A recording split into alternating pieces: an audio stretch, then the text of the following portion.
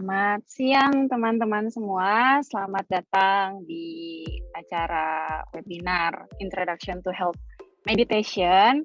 Perkenalkan, sebelumnya nama saya Dwi Premada Lestari, saya dari Program Lingkar Madani Yayasan Penabulu. Pada siang hari ini kami akan melakukan webinar mengenai bagaimana kesehatan mental kesehatan yang tidak hanya pada fisik, tetapi juga kesehatan pikiran, dan di mana itu berlaku sekali pada masa pandemi ini. Dan saat ini Lingkar Madani bekerja sama dengan Bali Husada untuk memperkenalkan bagaimana kesehatan meditasi bisa dilakukan di kehidupan kita sehari-hari untuk mempercepat waktu. Saya serahkan acara ini langsung kepada tim dari Bali Husada, yaitu Mbak Utari. Semoga semua hidup berbahagia. Selamat siang Bapak Ibu sekalian dari Lingkar Madani Yayasan Penabulu. Terima kasih atas kesempatan yang telah diberikan kepada kami Bali Husada untuk memberikan pengenalan mengenai meditasi kesehatan dan ketenangan Bali Husada. Nah, sebelumnya Penabulu juga sudah pernah bekerja sama ya dengan Bali Husada di program meditasi reguler dengan 8 kali pertemuan. Dan kami sangat senang sekali Bapak dan Ibu dari Penabulu yang sudah ikut berlatih sudah dapat merasakan manfaatnya. Sebelumnya perkenalkan, saya Wirya Utari, saya tim dari Bali Husada. Siang ini saya bertugas mendampingi Pak Martin, salah satu asisten dari Pak Merte Ade yang akan mengisi acara hari ini. Acara hari ini akan diisi dengan ceramah, lalu dilanjutkan dengan praktek latihan meditasi dan juga ada tanya jawabnya. Sebelum saya serahkan kepada Pak Martin, saya ingin mengenalkan Bali Husada secara singkat. Bali Husada merupakan pusat pelatihan meditasi kesehatan yang berdiri sejak tahun 1993. Bulan Agustus tahun ini kami akan menginjak usia 29 tahun. Sejauh ini, Bali Husada telah mengadakan ribuan pelatihan meditasi dengan lebih dari 128.000 peserta yang telah mendapatkan manfaatnya. Bali Husada sendiri dirintis oleh guru utama kami, yaitu Pak Merte Ade. Beliau mengajarkan apa yang kita sebut dengan teknik meditasi kesehatan, yaitu adalah sebuah teknik meditasi yang memadukan berbagai ilmu warisan leluhur, dimulai dari kearifan lokal Bali, India, dan Tiongkok, serta dikombinasikan dengan pengalaman meditasi dari Pak Merte Ade selama puluhan tahun. Sampai hari ini, sahabat meditasi Bali Husada sudah tersebar di seluruh dunia dan terdiri dari berbagai kalangan. Ditambah lagi ya, semenjak pandemi ini program meditasi kami diadakan secara live online di Zoom, sehingga lebih banyak lagi sahabat meditasi yang dapat kami jangkau. Mereka telah merasakan manfaatnya untuk kesehatan, ketenangan pikiran, serta kebahagiaan dalam hidup ini. Baik, demikian perkenalan secara singkat. Selanjutnya saya serahkan kepada Pak Martin, waktu dan tempat dipersilahkan. Selamat siang Bapak, Ibu, Saudara-saudari, sahabat dari Penabulu, Yayasan Penabulu. Saya Martinus Kristianto, panggil saja saya Martin. Saya salah satu instruktur di Bali Husada yang banyak bertugas di Jakarta, di luar Bali, Jakarta dan luar Bali. Nah, jadi kalau kelas-kelas yang di luar Bali, biasanya saya dan Pak Putu yang membimbing. Nah, jadi kita banyak ke Medan, terus Palembang, terus kita ada ke Jambi, juga ke Surabaya, dan lainnya. Nah, saya telah membantu di Bali Husada sejak 2007, jadi sudah hampir 15 tahun saya membantu di Bali Husada, dan dari pengalaman yang saya peroleh ketika saya membimbing, mengajar meditasi Bali Husada ini, banyak sekali kita menemukan peserta-peserta dengan kondisi-kondisi yang unik dan berbeda-beda. Dan dari pengalaman-pengalaman mereka juga kami mendapatkan keyakinan bahwa apa yang kami ajarkan itu sangat baik dan sangat bermanfaat bagi semua. Karena dari pengalaman selama 15 tahun, hampir 15 tahun saya membimbing, banyak sekali yang dari, misalnya paling gampang, dari yang hampir cerai, setelah belajar bermeditasi, suami istri menjadi rukun dan sangat baik sekarang keluarganya. Lalu yang stres, nggak bisa tidur, setelah belajar bermeditasi dapat lebih mudah tertidur dan sebagainya. Lalu ada yang mungkin sakit secara fisik, mungkin kencing manis, darah tinggi, dan sebagainya, mendapatkan kemudahan untuk proses penyembuhan, lebih cepat proses penyembuhannya dengan dibantu dokter dan bermeditasi. Nah, jadi saya sangat yakin dengan materi yang diberikan oleh Bali Husada untuk menyehatkan badan kita, menenangkan pikiran kita, dan membuat diri kita berbahagia dalam hidup. Gitu. Nah, kalau boleh, tolong dinyalakan videonya kalau memungkinkan, karena kalau tidak ada yang menyalakan video, seperti saya berbicara sendiri. Jadi kalau boleh memungkinkan, mungkin sahabat-sahabat dari Yayasan Pena Bulu atau yang lain menyalakan videonya, sehingga ada kebersamaan dari kita, dan juga mungkin akan lebih semangat dari saya untuk memberikan cerita atau memberikan arahannya. Gitu. Saya akan mulai dengan menjelaskan tentang meditasi.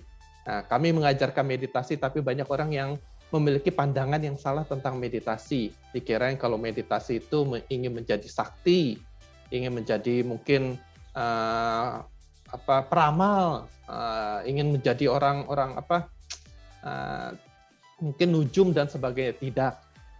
Meditasi itu adalah suatu teknik yang sangat dibutuhkan sebenarnya dan sudah digunakan oleh manusia sejak dulu kala, gitu. Karena kita sebagai manusia, kita dilahirkan memiliki badan, lalu kita dilahirkan memiliki pikiran dan memiliki jiwa, gitu. Nah, jadi kalau ingin badan kita sehat, kita akan berolahraga untuk menguatkannya. Jadi badan yang sehat itu belum tentu kuat, tetapi kita harus menguatkan dengan berolahraga, gitu. Jadi kalau kita sehat, kita bisa beraktivitas, kita bisa kerja, kita bisa mungkin mengendarai mobil, masak dan sebagainya. Kita sehat, kita bisa beraktivitas. Tetapi misalnya kita disuruh ngangkat beras, disuruh ngangkat gas dan sebagainya, belum tentu badan kita kuat. Atau mungkin kita disuruh daki gunung, nah belum tentu badan kita kuat karena tidak dilatih. Oleh karena itu badan itu harus diolahragakan. Yang mungkin ada yang ke gym, mungkin ada yang sepedaan setiap minggu, ada yang mungkin jalan kaki, jogging, dan sebagainya untuk menguatkan otot dari badannya. Nah, lalu kita punya pikiran kita sehat, kita bisa beraktivitas, kita bisa berinteraksi, kita bisa ngobrol, kita bisa belajar, dan sebagainya. Tetapi belum tentu pikiran kita kuat. Kalau kita mendapatkan masalah, kadang-kadang langsung stres. Kalau misalnya usaha kita lagi rugi, langsung nggak bisa tidur. Jadi meditasi adalah cara atau teknik yang bisa kita gunakan untuk menguatkan otot pikiran kita. Dan itu banyak digunakan dari dulu, mungkin dengan bahasa-bahasa atau dengan kata-kata yang berbeda, tidak dengan kata meditasi, mungkin dengan semedi, dengan zikir dan sebagainya. Nah, itu semua adalah latihan atau teknik untuk menguatkan otot pikiran kita. Nah, di sini kami di Bali Husada memperkenalkan teknik meditasi untuk melatih dan menguatkan otot pikiran secara umum. Nah, jadi kita tidak menyinggung tentang jiwa. Yang tadi saya katakan kita punya badan, pikiran, dan jiwa. Kita tidak menyinggung jiwa, tetapi kita hanya melatih pikiran dan badan kita.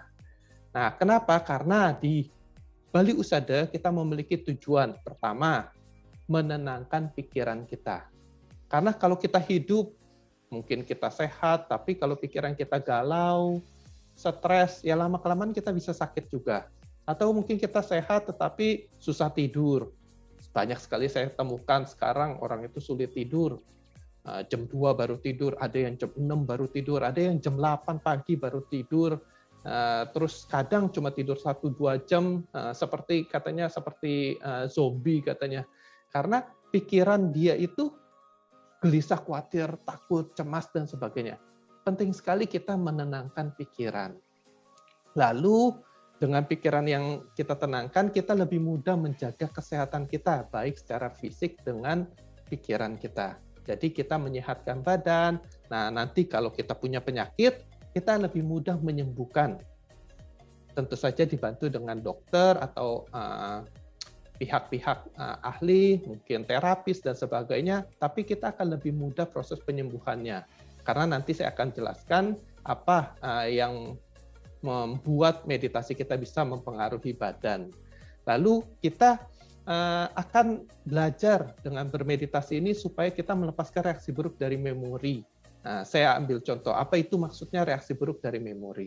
Banyak sekali kita itu hidup sangat menderita dengan pikiran memori kita, dari memori kita. Misalnya kita pernah dibohongi oleh orang, lalu orang itu mungkin berjenggot, lalu setiap kita melihat orang yang berjenggot itu kita langsung takut, kita langsung kesel, kita langsung marah. Itu adalah reaksi buruk dari memori. Gitu. Karena kita tidak bisa membedakan orang yang berjenggot yang menipu kita dengan orang berjenggot sekarang itu berbeda. Gitu. Tapi pikiran tidak bisa membedakan. Kenapa? Karena memorinya muncul cepat. Dulu ditipu oleh orang berjenggot, sekarang ketemu orang berjenggot langsung takut, langsung khawatir, langsung nggak enak dan sebagainya. Nah, itulah reaksi buruk dari memori dan itu banyak sekali mempengaruhi hidup kita. Mungkin kita takut ketinggian, setiap kita baru lihat ketinggian langsung gemeter dan sebagainya. Itu adalah reaksi buruk dari memori. Atau kita takut dengan kecoa. Nah, ngelihat kecoa langsung menjerit, langsung menggigil, langsung lompat dan sebagainya. Itu adalah reaksi buruk dari memori. Nah, sekarang nanti kita akan diperkenalkan bahwa dengan pikiran baik, pikiran harmonis yang dilatih, kita bisa membersihkan reaksi-reaksi buruk dari memori tersebut. Bukan memorinya dihilangkan, tetapi reaksi buruk yang mengikuti memori itu kita bersihkan. Sehingga nanti kalau kita ketemu orang brewok, kita nggak lagi takut. Ya memang kita tahu, oh iya dia hanya brewok, ya sudah kita dapat berinteraksi dengan baik, mungkin berkomunikasi dan sebagainya. Kita tidak lagi tercengkram dengan reaksi buruk dari memori kita. Nah itu adalah salah satu bagian tujuan dari Bali Usada mengajar meditasi. Dan yang terakhir yang paling penting adalah dengan kita melatih pikiran kita, bermeditasi rutin setiap hari, kita akan lebih mudah berbahagia dalam hidup. Nah ini tentu saja saya rasa semua orang menginginkan hidup yang berbahagia. Tetapi banyak sekali orang tidak tahu apa yang harus dilakukan supaya hidup kita bahagia. Lalu apa itu hidup bahagia? Banyak orang yang tidak mengerti. Nah di sini kita akan belajar dan akan diarahkan sehingga kita lebih bisa mengerti hidup bahagia dan bisa melakukan dan berbahagia dalam hidup kita.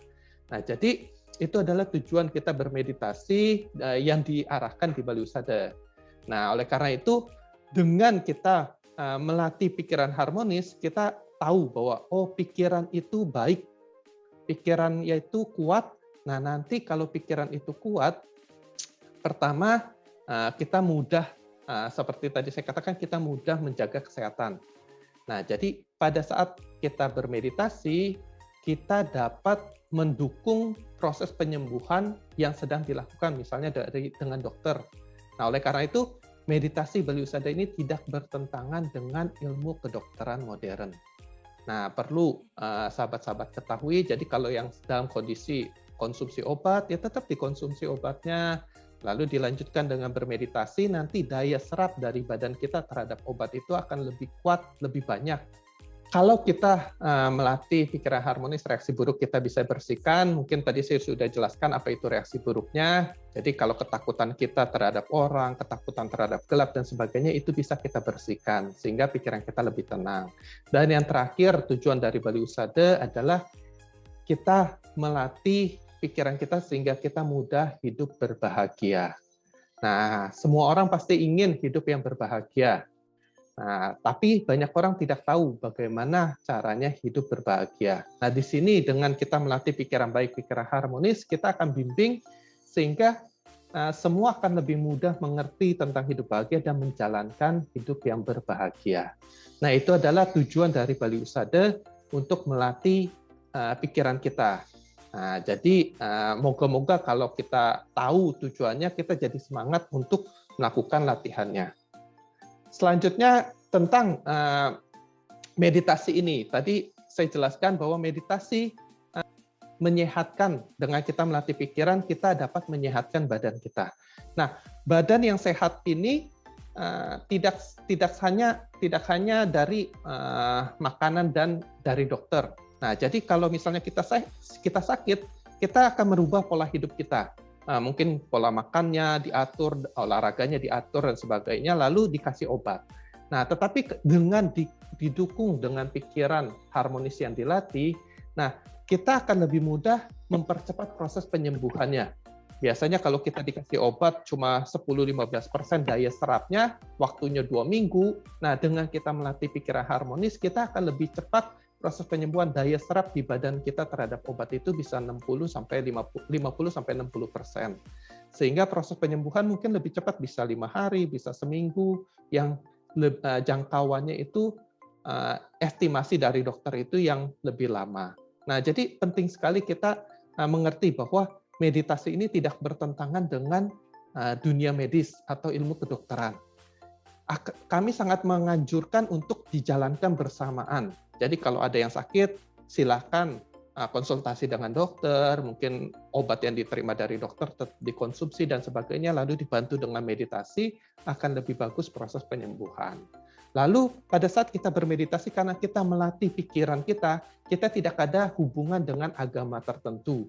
Jadi di sini kami tidak mengajarkan agama, jadi tidak berhubungan dengan jiwa kita. Agama itu sesuaikan dengan kehendak masing-masing, kepercayaan masing-masing.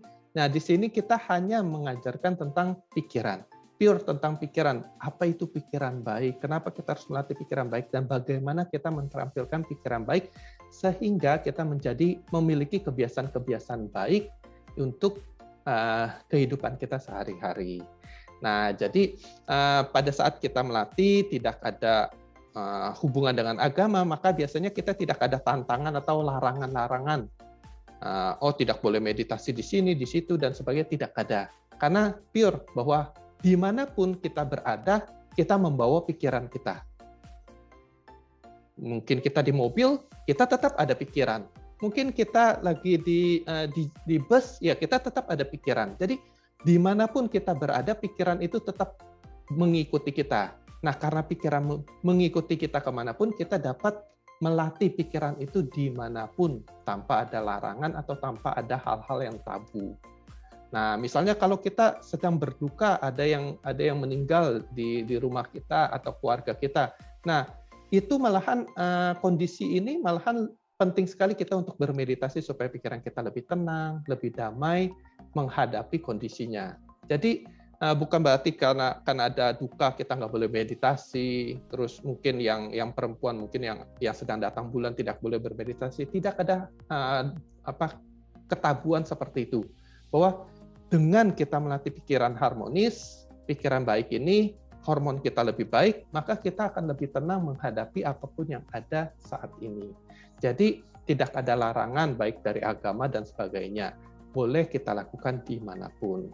Nah, pada saat kita melatih pikiran harmonis atau bermeditasi, tentu saja banyak orang yang baru, artinya belum pernah melatih.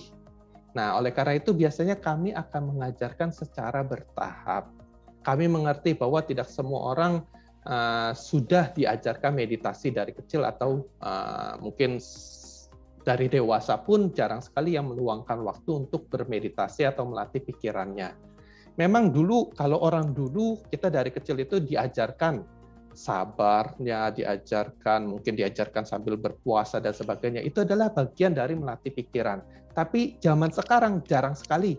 Dari kecil itu kita lebih banyak PR-nya banyak, terus harus belajar ini itu, banyak sekali yang harus kita pelajari dan pikiran itu jarang sekali dilatih.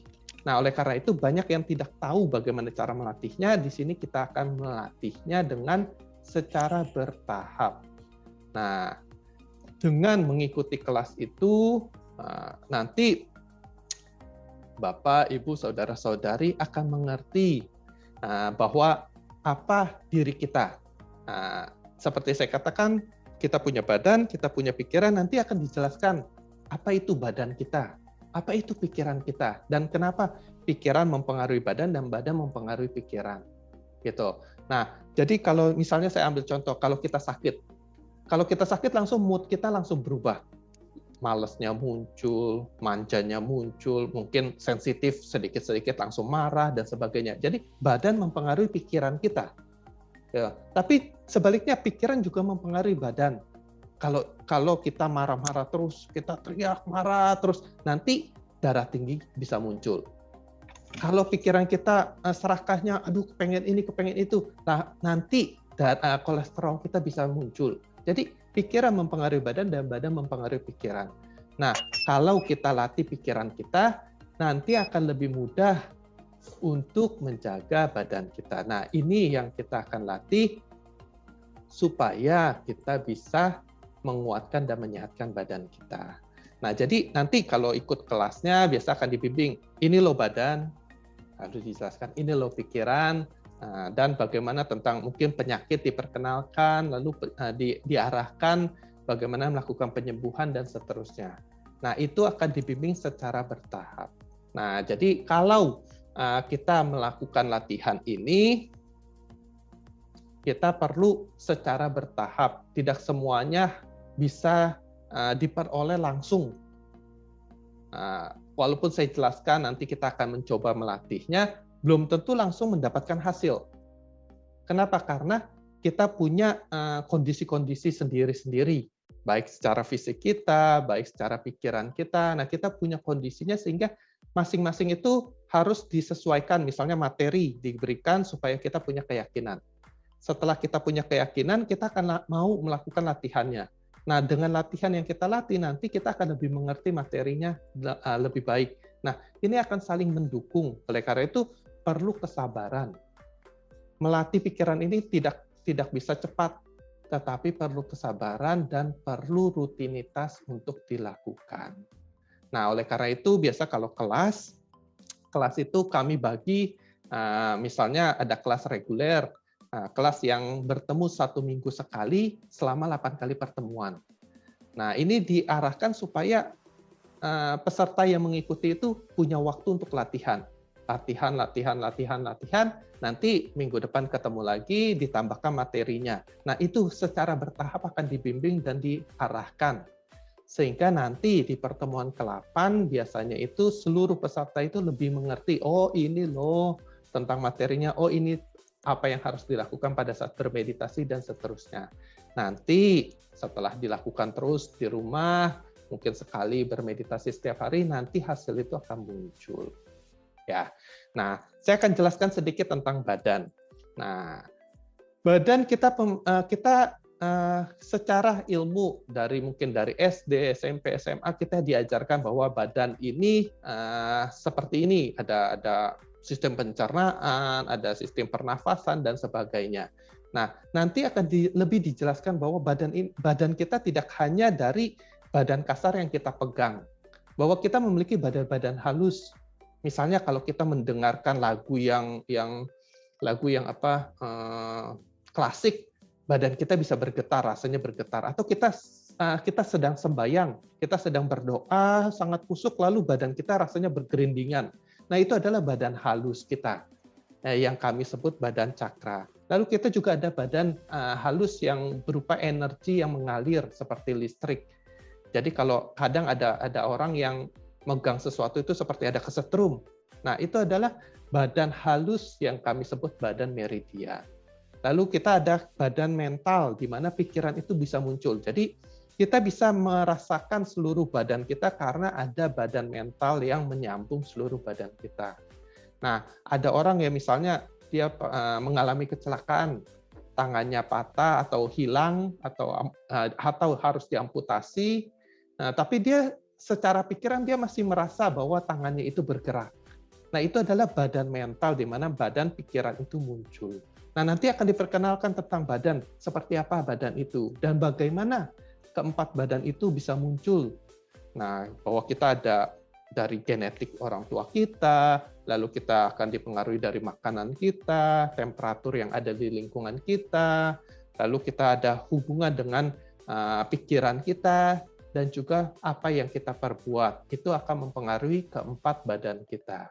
Nah, jadi akan diperkenalkan badan itu seperti apa, sehingga orang itu lebih mengerti bahwa, oh seperti ini bisa dirubah gaya hidup kita menjadi lebih baik, mungkin pola makan kita dirubah menjadi baik, pola tidur kita, dan sebagainya. Nah, nanti kalau kita mengerti badan dan bisa menjaga badan itu dengan baik, tentu saja kesehatan di badan kita itu akan lebih mudah dijaga. Ya. Nah, lalu tentang pikiran, nanti kita akan diperkenalkan bahwa kita punya 3 lapisan pikiran. Nah, 3 lapisan ini yang saya maksud adalah kita punya pikiran sadar. Nah, tapi kita punya pikiran yang setengah sadar. Biasa kalau kita diam, muncul ide-idenya.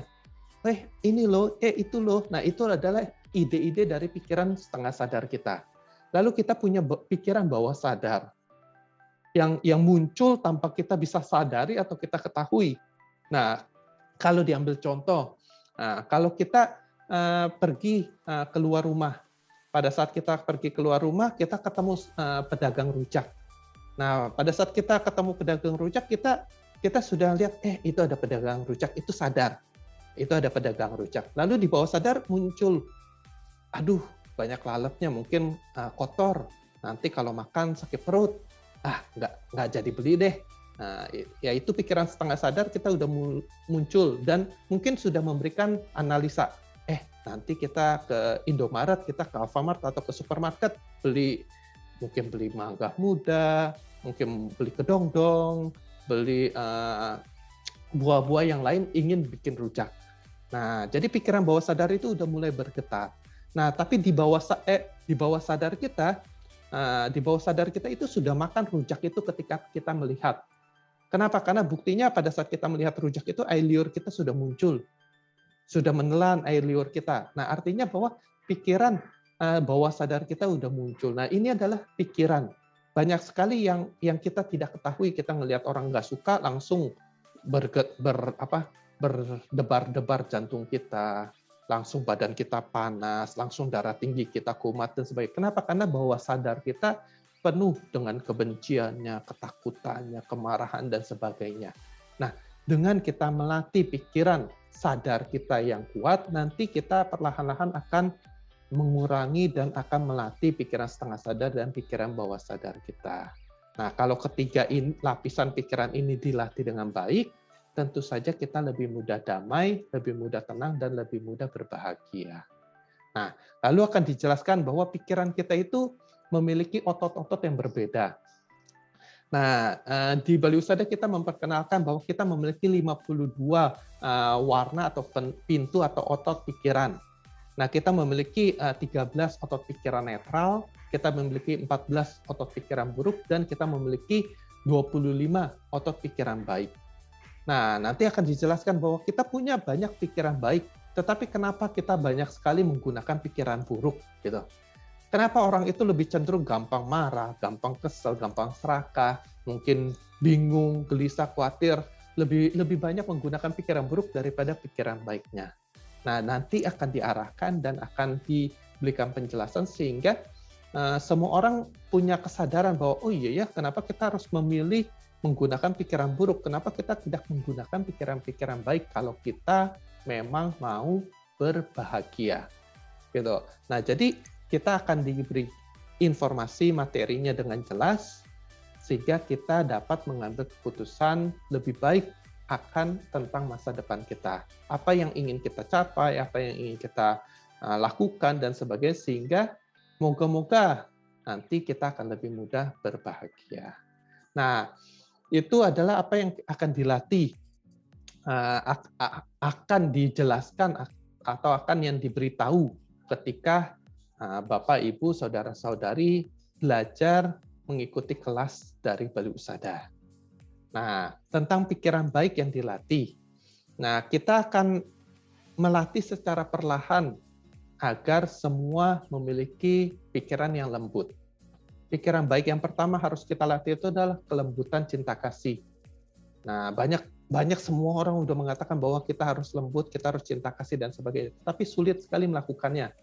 Nah, di sini kami akan latih. Nah, artinya kelembutan itu adalah tidak menentang, tidak melawan, dan tidak menghindari. Itu adalah lembut. Nah, lalu nanti akan diajarkan untuk melatih konsentrasi. Banyak sekali pikiran kita itu lompat ke masa depan, masa lalu, masa depan, masa lalu. Tidak bisa diarahkan. Istilahnya pikiran itu liar. Liar selalu kemana-mana. Selalu lari kemana-mana, seperti kuda liar. Nah, nanti akan diajarkan bagaimana kita melatih agar pikiran itu berdiam di satu titik, satu tempat, sehingga konsentrasi itu bisa muncul. Nah, lalu akan diajarkan tentang kesadaran, bagaimana kita mengetahui atau awas terhadap apapun yang terjadi saat ini, dan nanti kita akan latih tentang kebijaksanaan untuk mengerti tentang pengalaman hidup, kebenaran hidup, sehingga kita dapat menjalankan hidup tentunya dengan baik, bisa tahu mana yang baik, mana yang buruk, mengetahui mana yang benar dan mana yang salah. Nah, ini adalah keempat pikiran, otot pikiran yang akan dilatih, sehingga nanti otot-otot pikiran baik yang lain akan muncul mengikuti dan memberikan ketenangan, kedamaian, dan kebahagiaan bagi kita. Nah, jadi untuk kita belajar bermeditasi, kita harus memiliki tujuan atau manfaat. Nah, kalau tidak ada tujuan manfaat, jarang orang mau ikut. Nah, kenapa saya harus meditasi? Nggak usah lah. Nah, kalau nggak punya tujuan atau manfaatnya. Nah, di sini saya akan menjelaskan bahwa apa yang bisa diperoleh pada saat kita melakukan latihan meditasi. Nah, pertama, dengan kita melatih komponen pikiran baik, pikiran harmonis yang saya jelaskan tadi, kelembutan, konsentrasi, kesadaran, dan kebijaksanaan, maka nanti pikiran harmonis itu akan menjadi kebiasaan kita, kebiasaan hidup kita. Menghadapi sesuatu itu kita nggak lagi yang tegang, bisa lembut, lebih mudah kita mengetahui masalahnya, dan lebih mudah kita mencari jalan keluarnya. Karena otot pikiran harmonis ini menjadi kebiasaan dari hidup kita. Nah, lalu yang kedua, dengan kita bermeditasi, nanti kita bisa menyehatkan badan kita. Pikiran harmonis yang kita latih akan memberikan oksigen yang segar bagi badan kita. Lalu darahnya kita akan menjadi segar, tidak lagi kental, tidak lagi lengket, dan sebagainya. Nanti pembuluh darah itu akan berkembang dan menjadi lancar. Nah, dengan pembuluh darah yang lancar, oksigen yang di bawah darah kita juga bagus, nanti sel-sel kita akan mendapatkan makanan-makanan yang bagus, sehingga dapat membentuk sel-sel baru yang sehat, yang kuat, dan yang bagus gitu loh. Nah, jadi sel-sel kita yang mengkerut, yang sakit itu akan digantikan dengan sel-sel yang baik dan yang sel-sel yang sehat. Nah, itu adalah manfaat dari pikiran atau energi harmonisnya. Nah, nanti kalau kita punya penyakit, pasti akan proses pembentukan sel-sel baru itu akan lebih bagus, akan lebih cepat. Karena dari makanan-makanan oksigen segar dari darah kita. Lalu pada saat kita melatih otot harmonis kita, nah, biasanya hormon-hormon baik dan enzim-enzim baik itu akan muncul. Sekarang sudah dibuktikan oleh pihak dokter bahwa pada saat kita melatih kelembutan kita, nanti oksitosin kita bisa muncul, lalu endorfin kita bisa muncul.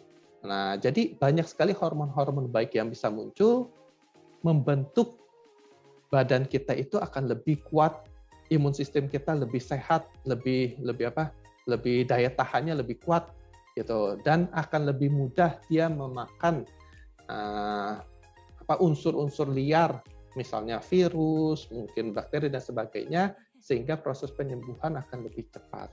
Jadi dengan kita bermeditasi, pertama kita akan mendapatkan pikiran yang tenang, pikiran yang damai, kebiasaan hidup yang baik, dan berbahagia. Lebih mudah kita berhubungan dengan keluarga kita, dengan anak kita, mungkin dengan klien kita. Nah, kita dengan hubungan baik itu, semua itu akan lebih mudah berbahagia. Lalu kita dapat menyehatkan badan dan menyembuhkan sakit kalau kita punya penyakit. Nah, yang terakhir bahwa dengan kita melatih pikiran harmonis ini, tentu saja kita melepaskan banyak sekali ketakutan kita. Jadi kalau hidup, misalnya kita mengendarai mobil, kita nggak khawatir ada cerita ini, ada cerita itu, dari pengalaman buruk kita, dari trauma-trauma kita, fobia-fobia kita, mungkin fobia dengan ketinggian, fobia dengan macet dan sebagainya, kita tidak lagi terganggu dengan reaksi buruk memori kita. Jadi kita akan lebih mudah hidup berbahagia, terbebas dari trauma-trauma dan fobia-fobia kita. Nah, itu adalah manfaat kita bermeditasi, sehingga nanti kita akan hidup lebih tenang. Jadi bisa menikmati hidup dan menjalankan hidup dengan berwarna, lebih berbahagia. Nah, kita akan bermeditasi, kita akan mencoba dulu untuk melatih pikiran kita kurang lebih selama 25 menit. Jadi sebelum kita bermeditasi, saya akan menjelaskan tentang posisi duduk. Jadi kalau kita bermeditasi, ada posisi yang bisa kita pilih. Nah, mungkin boleh diarahkan. Nah, ini adalah gambar tentang posisi yang bisa kita pilih pada saat kita bermeditasi. Kita bisa bermeditasi dengan duduk di kursi. Di nomor 4 itu, bila kondisi kita sedang sakit, sedang kaku, atau karena usia atau kondisi umur, kita tidak bisa duduk bersila, jadi kita bisa duduk di kursi. Tapi kalau masih sehat, masih memungkinkan untuk duduk bersila, kami menyarankan untuk duduk bersila. Karena pada saat kita duduk bersila, kita akan membentuk energi yang membentuk postur piramid yang energinya paling kuat di dada kita. Seperti saya katakan tadi, di dada ada jantung, paru-paru. Nah, kalau darah kita segar, oksigennya bagus, nanti seluruh badan kita akan baik. Nah, jadi kalau kita bisa bersila, nanti postur energi di dada kita akan membaik, seluruh badan kita akan lebih gampang sehat. Nah, pada saat kita duduk bersila, ada 3 pilihan yang bisa dipilih. Bila sahabat-sahabat dalam kondisi yang sehat, lalu rajin yoga, badannya juga lentur, bisa memilih yang postur pertama, yaitu full lotus. Nah, tapi kalau misalnya badannya agak kaku, kakinya mungkin kebas dan sebagainya, bisa memilih postur kedua, yaitu half lotus. Di mana salah satu kaki berada di atas kaki lainnya. Nah, jadi ini biasa lebih rileks dan lebih tenang, lebih lembut, kaki kita tidak gampang kesemutan. Lalu kita juga bisa memilih postur yang ketiga, yaitu side by side, di mana kedua kaki kita berada di bidang yang sama. Nah, karena di bidang yang sama tidak saling menindih, tidak ada beban, maka biasanya lebih jarang kesemutan. Nah, untuk pemula, kami menyarankan untuk memilih postur yang side by side atau yang setengah lotus, tergantung dengan postur badan kita. Karena kalau postur badan kita agak besar, agak gemuk, nah lebih gampang menggunakan half lotus daripada side by side. Nah, tapi kalau postur kita agak kurus, agak panjang, akan lebih mudah menggunakan postur side by side. Nah, ini harus dilatih dan harus dicoba-coba mana postur yang cocok untuk badan kita. Karena setiap badan berbeda-beda, jadi harus dipilih dan dicocokkan, mencari yang nyaman buat badan kita. Nah, pada saat kita sudah menentukan postur duduk, kita akan menaruh tangan kita. Nah, jadi banyak sekali postur tangan di saat kita bermeditasi. Jadi kalau sahabat-sahabat melihat mungkin di YouTube, mungkin ikut yoga dan sebagainya, banyak sekali postur tangan yang digunakan. Ada yang taruh tangan di lutut, ada taruh tangan mungkin di paha dan sebagainya dengan jari-jari yang berbeda. Nah, kalau karena kami melakukan meditasi kesehatan, kami memilih postur tangan yang diletakkan di pangkuan, sehingga tangannya tidak menjadi beban untuk lutut kita, dan kita dapat bermeditasi lebih lama. Karena kalau di yoga biasa kan meditasi itu hanya 5-10 menit penutupan saja. Nah, tapi kalau kita ingin meditasi agak lama, kita perlu kaki yang lebih lembut, lebih rileks, sehingga dia tidak mudah kesemutan. Oleh karena itu kami memilih tangan yang diletakkan di pangkuan. Nah, lalu tangan kiri berada di bawah, tangan kanan berada di atas, ibu jarinya disentuhkan sehingga energi di badan kita mengalir dengan baik. Nah, ini adalah posisi tangan yang kami pilih di Bali Husada. Nah, untuk kita bermeditasi ada urutan setelah tangan sudah ditentukan, postur badan sudah ditentukan, sekarang adalah postur badan kita. Nah, diusahakan pada saat bermeditasi badan itu dalam kondisi yang tegak. Tidak membungkuk atau tidak menekan ke bawah. Nah, jadi badan itu harus tegak tetapi dalam kondisi yang rileks. Nah, kalau badan kita tegang, kaku, nanti kita akan sulit bermeditasi. Nah, tapi kalau badan kita rileks, pikiran kita akan lebih tenang dan lebih mudah diarahkan untuk dilatih. Nah, jadi nanti kita akan bimbing satu persatu, badannya ditegakkan tapi dalam kondisi rileks, lalu matanya dipejamkan. Apapun yang terjadi pada saat kita bermeditasi, mata tetap dalam kondisi terpejam. Itu dilatih. Misalnya ada yang gatal, ya nggak apa-apa, digarukkan, habis itu kembali lagi meditasi. Mungkin nanti kakinya kesemutan, digeserkan saja kakinya, lalu kembali meditasi. Tapi matanya tetap dalam kondisi terpejam. Ya. Nah, itu adalah tentang postur badan yang nanti akan kita coba lakukan dan tentang urutannya. Nah, pada saat kita bermeditasi nanti saya akan bimbing. Biasanya setelah kita menentukan postur meditasi, nah kita akan menyebut tujuan kita bermeditasi. Marilah kita bermeditasi. Nah, untuk menyehatkan badan kita, melatih pikiran kita, dan melepaskan reaksi buruk dari memori. Supaya badan kita ingat apa yang akan kita lakukan kurang lebih selama 20 menit ke depan. Nah, setelah itu, kita akan berdoa sesuai dengan ajaran agama kita masing-masing. Nah, setelah berdoa, kita akan melatih kelembutan dengan memunculkan energi baik di dalam dada kita. Jadi arahkan pikiran kita ke dalam dada. Kalau kita tidak tahu dalam dada, boleh kita pegang dengan telunjuk kita, tengah-tengah dada kita. Nah, di dalam hati diucapkan semoga semua hidup berbahagia. Jadi kita memunculkan pikiran kelembutan cinta kasih dengan menggunakan ucapan semoga semua hidup berbahagia. Lalu kita akan melatih pikiran kita untuk dilebarkan ke 3 arah. Ke diri kita sendiri, ke rumah kita, dan ke lingkungan sekitar rumah kita. Nah, nanti akan dibimbing untuk menguatkan kelembutan.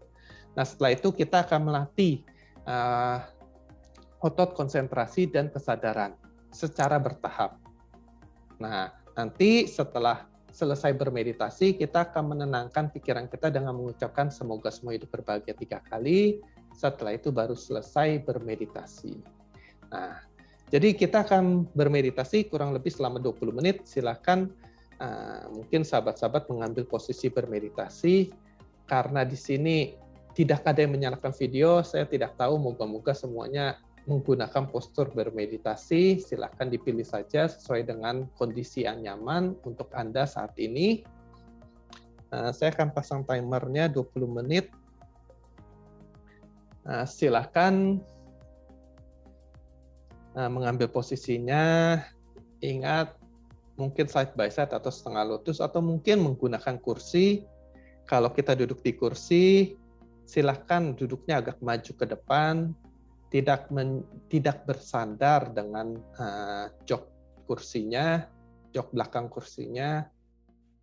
Lalu usahakan kakinya tidak melayang, jadi kakinya diusahakan menyentuh lantai, mungkin menggunakan bantal untuk menjadi alas pangkuannya. Nah, jadi kakinya menapak ke lantai, tidak melayang. Nah, telapak tangannya diletakkan di pangkuan, yang kiri berada di bawah, yang kanan di atas, ibu jari bersentuhan.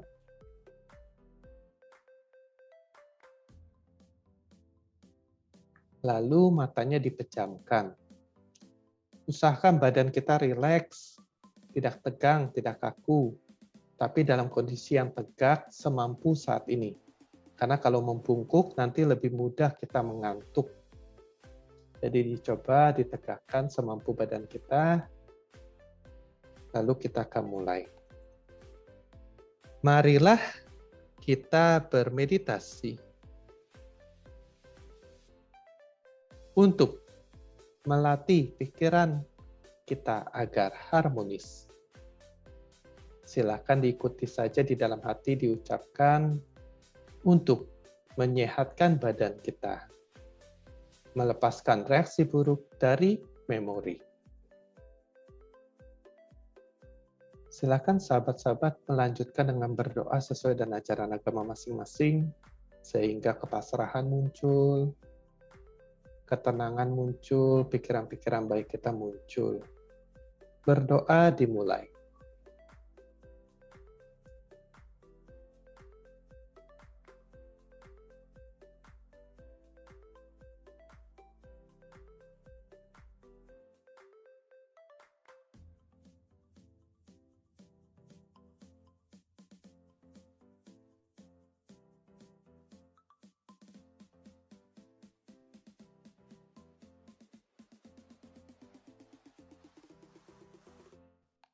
Berdoa selesai, kita akan latih pikiran kelembutan cinta kasih.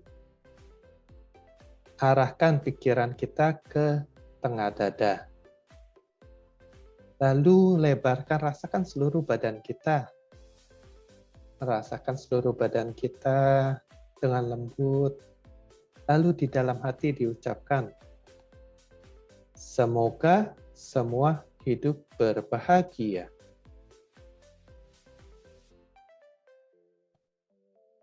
Dari dalam dada, bayangkan rumah Anda. Lebarnya, dalamnya, luasnya. Pegang di pikiran kita, rumah kita saat ini. Di dalam hati ucapkan dengan lembut, semoga semua hidup berbahagia. Dari dalam dada ke lingkungan sekitar tempat kita bermeditasi atau sekitar rumah kita. Mungkin komplek rumah kita atau klaster, atau mungkin kota kita tinggal atau pulau, atau mungkin seluruh Indonesia, pegang di pikiran kita. Di dalam hati ucapkan lembut, semoga semua hidup berbahagia.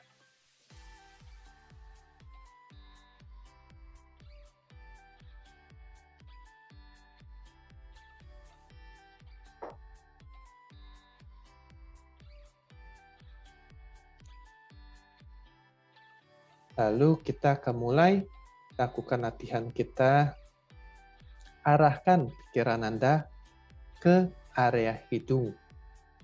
Mungkin di dalam hidung, mungkin di lubang hidung, atau di atas bibir, di mana Anda mudah mengamati sentuhan nafas.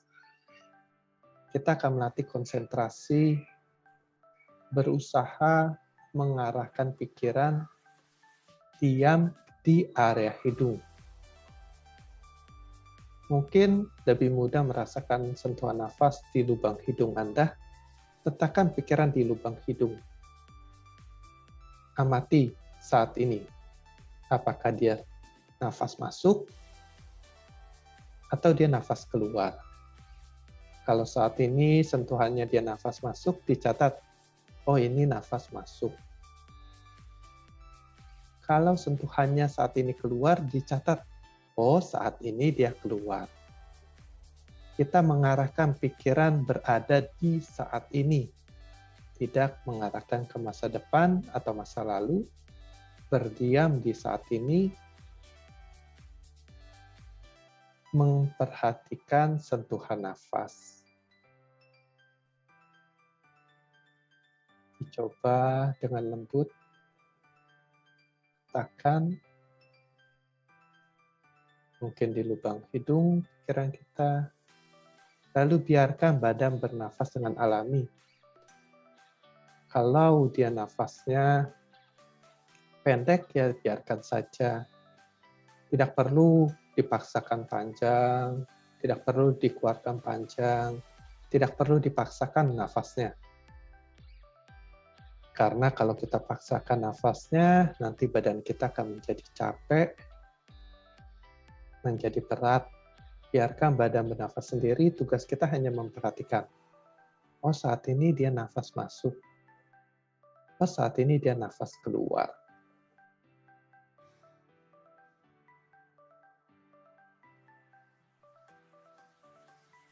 Terus perhatikan apakah saat ini dia masuk atau saat ini dia keluar.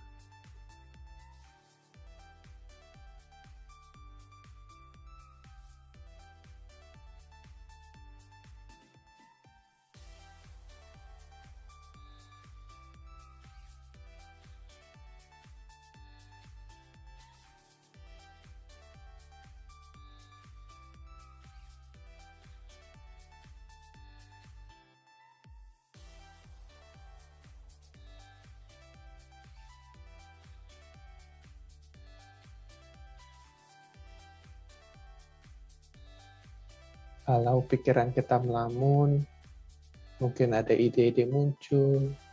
Oh, saya belum melakukan ini, ada urusan ini dan itu. Sadari itu hanya ide-ide. Lalu dengan lembut kembalikan pikiran ke lubang hidung, amati kembali saat ini. Apakah dia masuk atau dia keluar?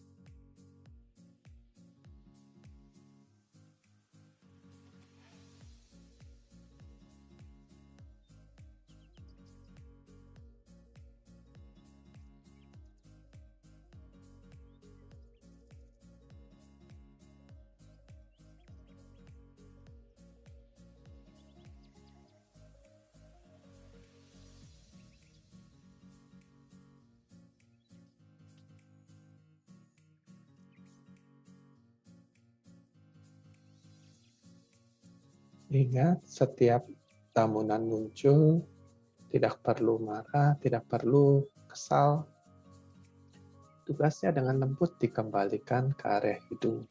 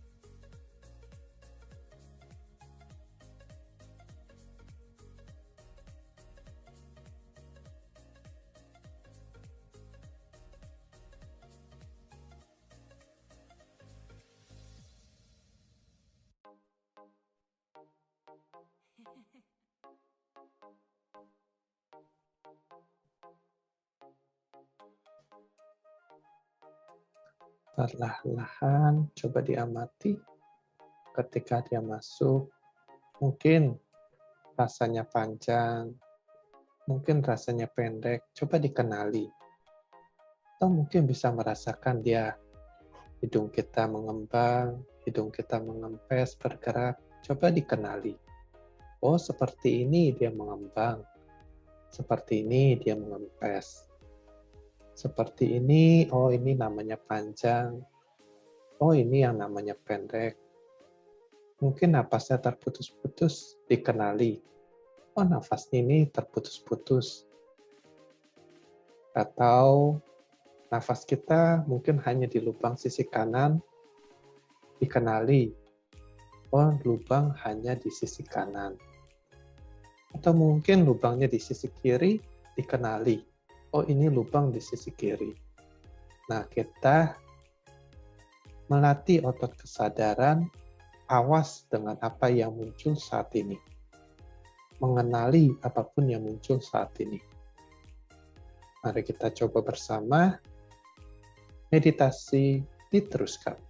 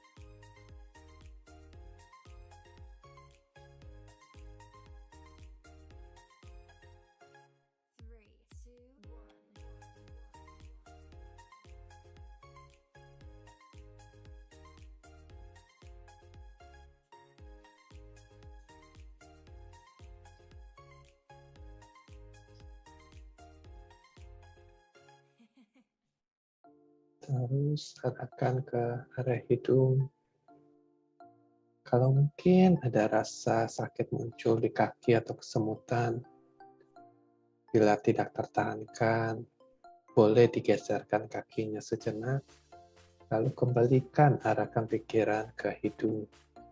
Ke area hidung, kembali ke saat ini, mungkin sentuhannya masuk, dicatat dia masuk. Kalau sentuhannya keluar, dicatat dia keluar. Nanti perlahan-lahan dicoba alami rasa yang muncul ketika dia masuk dan yang muncul pada saat dia keluar. Mungkin ada yang gatal, dikenali, oh ini rasa gatal. Mungkin rasanya pendek, dikenali pendek, dan seterusnya.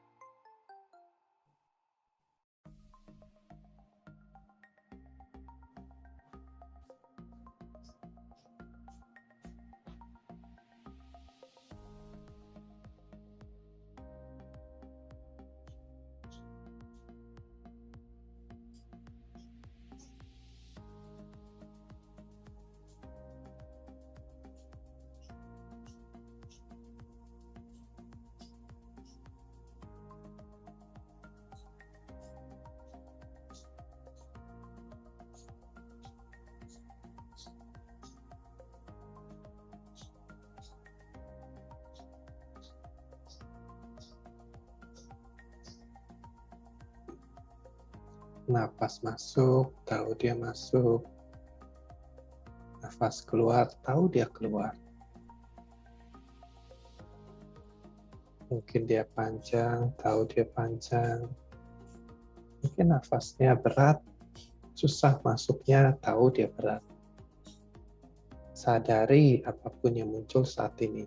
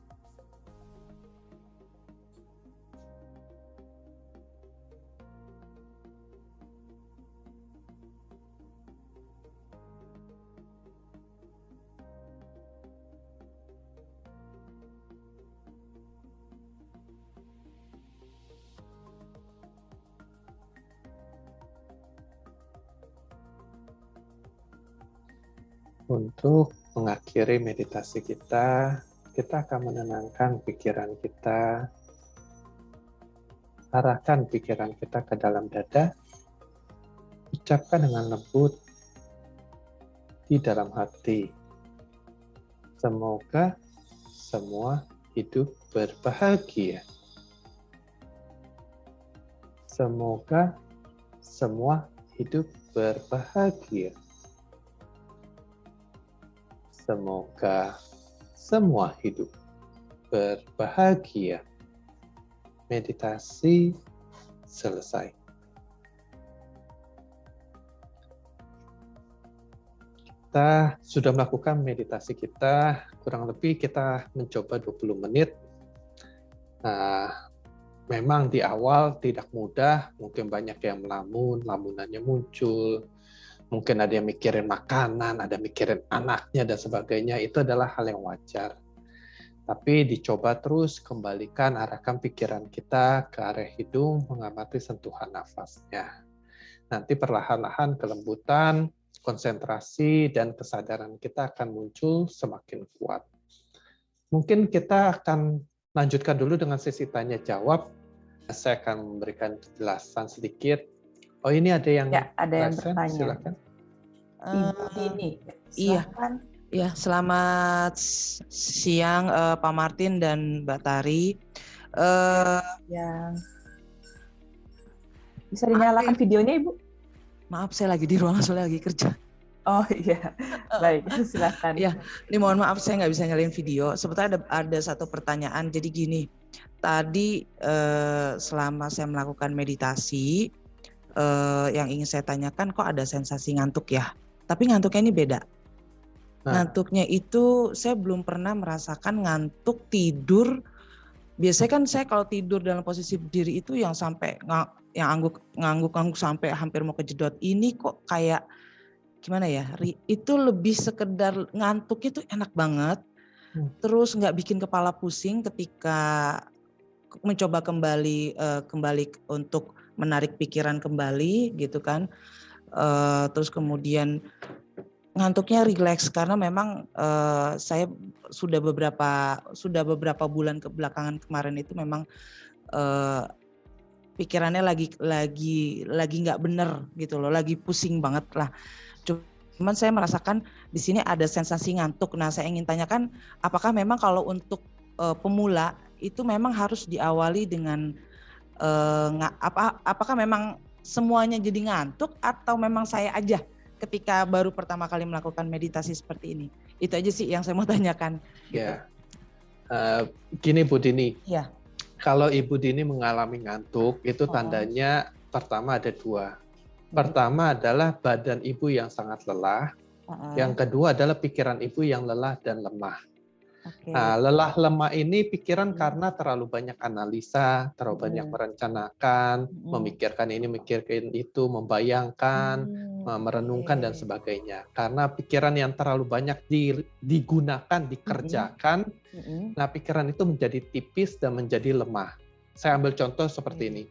Kalau rambut ibu urai, ibu uraikan, maka rambut itu menjadi sangat ringkih, sangat mudah putus, mudah patah dan sebagainya, karena dia itu lemah dan tipis. Tapi kalau pikiran itu rambut itu disatukan, diikat menjadi satu, rambut itu menjadi kuat dan kokoh.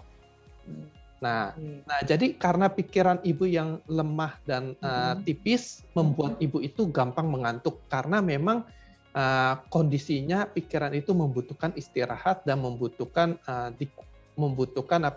dilatih. Nah, menurut saya ibu sangat membutuhkan untuk bermeditasi secara rutin untuk menguatkan otot pikiran itu.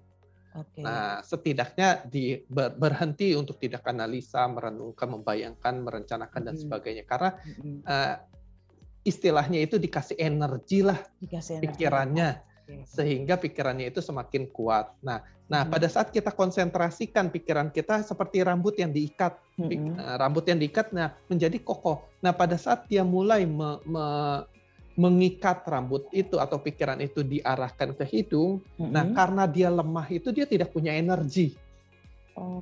Jadi dia itu mengantuk. Nah, tapi ngantuk ini kalau dari kami ini mengantuk yang baik. Karena dia butuh energi, pada saat dia mengantuk, dia akan mengisi energi di pikiran kita.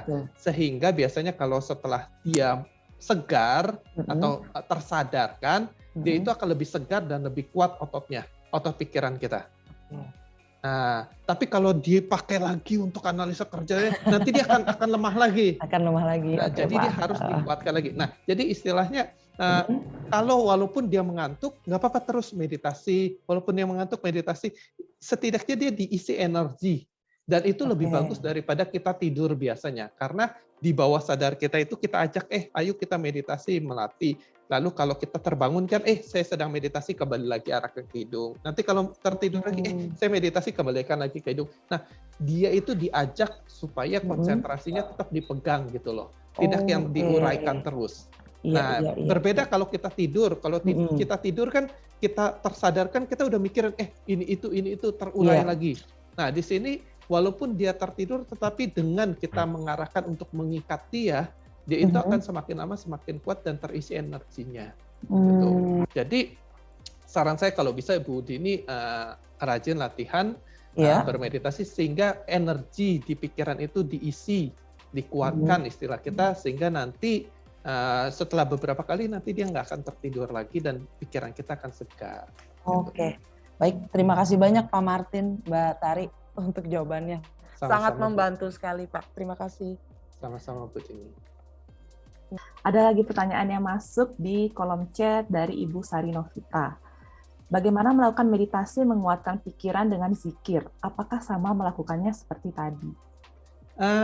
Kalau zikir kan menggunakan kata-kata ya, hanya kata-kata itu terus diulang-ulang. Nah, itu akan menguatkan otot, mendiamkan. Jadi tidak mikirin ke kanan, mikirin ke kiri, tidak memikirkan lain. Hanya pada kata-kata itu saja. Dan itu kalau dilakukan rutin terus, mungkin 20 menit, 30 menit, nanti otot pikiran kita akan diam dan otot pikiran kita akan kuat, segar, dan bersih. Gitu. Nah, apalagi biasa kan kalau zikir kan kata-kata yang bagus dan sebagainya, nah itu akan menguatkan otot pikiran kita.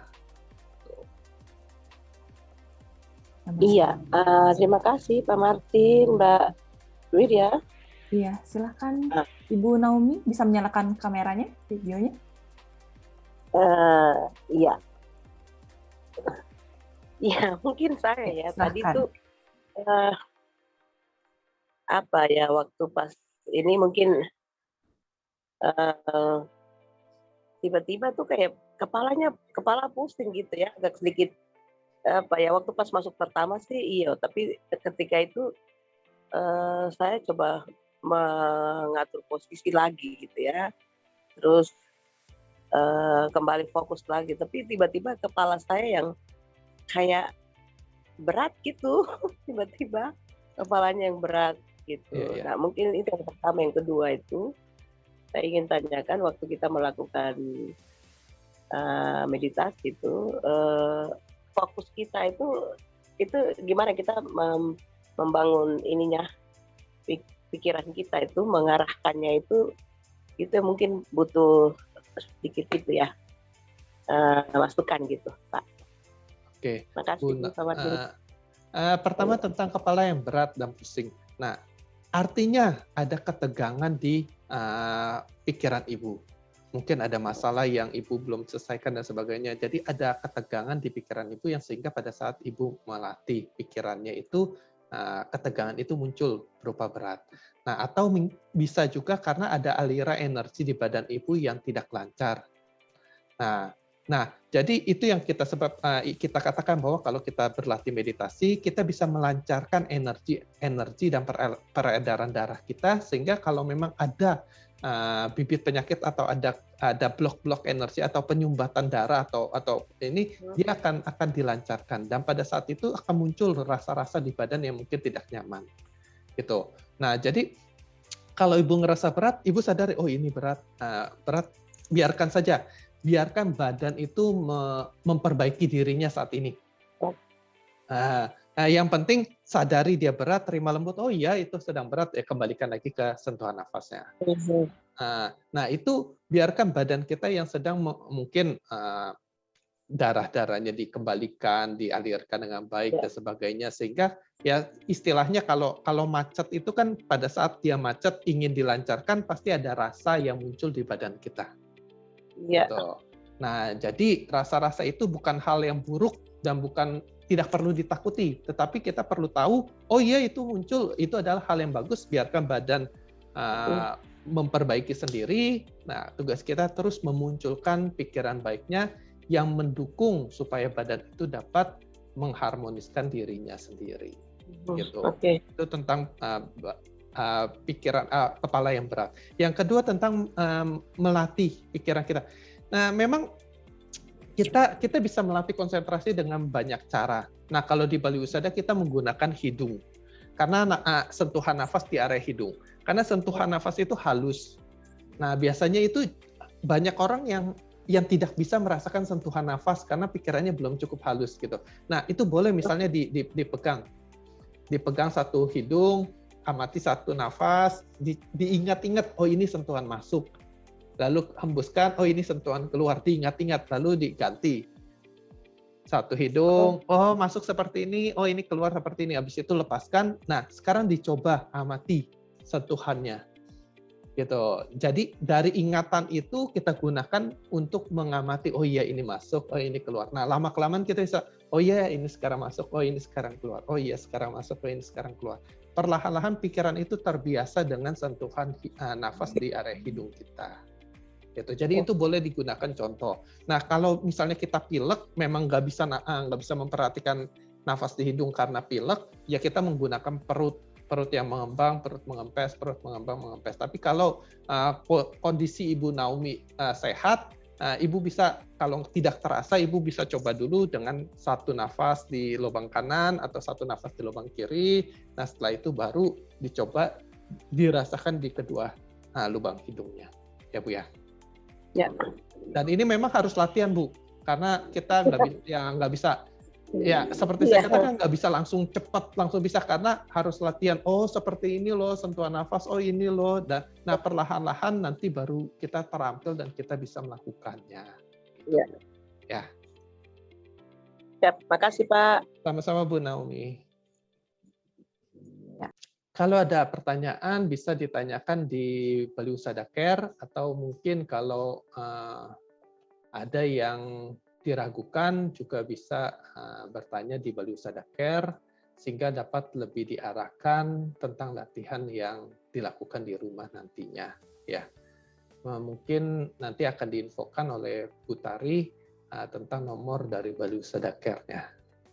Saya rasa cukup dari saya. Mungkin semoga bermanfaat dan memberikan kebahagiaan bagi Bapak, Ibu, Saudara-saudari. Moga-moga dapat meningkatkan kualitas hidup kita menjadi lebih baik dan berbahagia. Terima kasih, selamat siang. Saya kembalikan kepada Tari. Baik, terima kasih Pak Martin telah membimbing pada memberikan ceramah dan memberikan latihan meditasi secara singkat pada hari ini. Dan juga terima kasih dari Bapak Ibu Penabulu yang sudah berpartisipasi di acara pengenalan ini. Semoga memberikan manfaat dan juga bisa menambah wawasan baru. Untuk selanjutnya, saya serahkan kepada MC, Mbak Dwi, silahkan. Terima kasih Mbak Tari. Mohon maaf Mbak Dwi, sorry. Iya. Saya tiba-tiba saya ingat itu Pak Martin. Maaf kalau kira-kira kalau kita melakukan itu sehari itu berapa paling lama tuh boleh berapa kali begitu? Sebenarnya kita bisa bermeditasi sebanyak mungkin Bu Naomi. Kalau Ibu ada waktu kosong, tidak banyak kegiatan, Ibu bisa 3 kali, 4 kali meditasi sehari itu bagus. Dan mungkin Ibu bisa mulai dari 20 menit, 20 menit, 20 menit. Nah, perlahan-lahan nanti Ibu bisa tingkatkan mungkin jadi 30 menit. Nah, semakin lama Ibu bisa bermeditasi untuk melatih pikirannya akan semakin bagus untuk badan dan pikiran Ibu. Gitu. Iya. Ya. Oke, terima kasih. Sama-sama Bu Naomi. Silakan Bu Dwi. Mbak Dwi, terima kasih. Iya, nggak apa-apa, Kak Naomi. Terima kasih atas pertanyaannya dan partisipasinya. Terima kasih juga kepada Pak Martin dan Mbak Tari untuk hari ini. Demikian kelas hari ini untuk teman-teman Lingkar Madani, khususnya mengingatkan kalau di Sabtu minggu depan, di Sabtu tanggal 29 Januari, itu akan ada kelas meditasi kesehatan dan ketenangan bersama Bali Husada yang dimulai pukul 9 sampai 11, dan untuk pendaftaran atau informasi lebih lanjut dapat menghubungi salah satu tim kami yaitu Mbak Rukita. Nomor teleponnya akan saya share di chat box untuk teman-teman bisa catat. Dan juga menginfokan kepada seluruh teman-teman di sini, di minggu depan, di Kamis 27 Januari 2021, akan ada webinar lagi bersama Lingkar Madani yang bekerja sama dengan Angsa Merah untuk tema dampak pandemi pada kesehatan mental pekerja di sektor sosial yang dilaksanakan di jam yang sama, yaitu jam 1 WIB. Terima kasih atas kehadirannya pada seluruh teman-teman, tetap mematuhi protokol kesehatan. Semoga sehat selalu dan semoga kita semua selalu hidup berbahagia. Selamat siang dan selamat sore untuk seluruh teman-teman di wilayah timur.